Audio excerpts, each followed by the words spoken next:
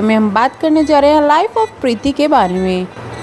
Life of प्रीति की शादी अभी कुछ ही टाइम पहले हुई थी। उसके बाद उनके पुत्र ने काफ़ी जल्दी जन्म ले लिया।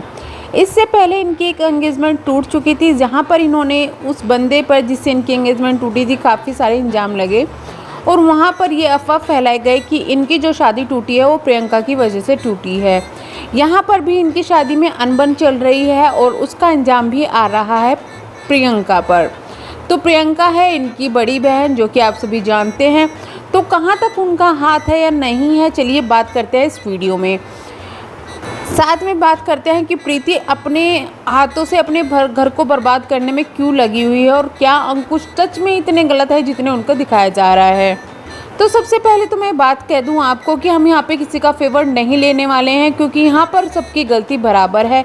लेकिन सबसे बड़ी जो गलती है वो है अंकुश और प्रीति की, कि उन्होंने अपने रिश्ते में किसी तीसरे को जगह क्यों दी। वो तीसरा कोई भी हो सकता है, चाहे तो उनकी मम्मी की तरफ से कुछ गलती हो रही हो या फिर दूसरे की बहन की तरफ से कोई गलती हो रही हो। प्रीति को मैं ये कहना चाहूँगी कि अगर आप अपनी मम्मी को इतनी रेस्पेक्ट दे रहे हैं कि मम्मी के लिए खाना तैयार कर रहे हैं, सब कुछ कर रहे हैं, तो अपनी सास को क्यों आप उनका दिल जीतने में नाकामयाब रही, तो वो आपकी नाकामयाबी थी। और अंकुश ने अगर आपको अपने घर पे लेके गए शादी के बाद में, शादी करके लेके गए, उसके बाद में जो उन्होंने किया यानी कि आपका साथ नहीं दिया जब आपको ज़रूरत थी, तो वो उनकी गलती थी। यहाँ पर गलती दोनों तरफ से हुई है, प्रियंका की वहाँ पर कोई गलती नहीं थी।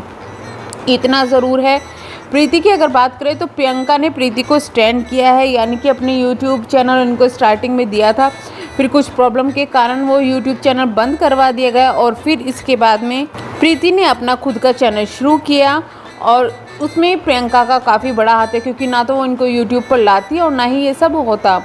बट एक बात और है कि इनकी जो घर की करता धरता है वो प्रियंका है। प्रियंका ने ही इनका घर स्टार्टिंग से चलाया है, अभी भी वो चला रही है। तो इनके बहुत ज़्यादा चलने की वजह से जब आप अपने घर में, यानी कि प्रीति अपने घर में किसी का भी आना जाना कर रही है, यानी कि अपनी बातों को शेयर कर रही है दूसरों के साथ में, अपनी बहन के साथ में कुछ भी उनकी एडवाइस ले रही है, सही गलत सब एडवाइस मान रही है, तो वहाँ पर आप किसकी गलती मानेंगे कि किसकी गलती है, प्रियंका की या प्रीति की। तो यहाँ पर मैं गलती मानूंगी प्रीति की, जो अपने से ज़्यादा अपने घर में दूसरों का हस्तक्षेप कर रही है।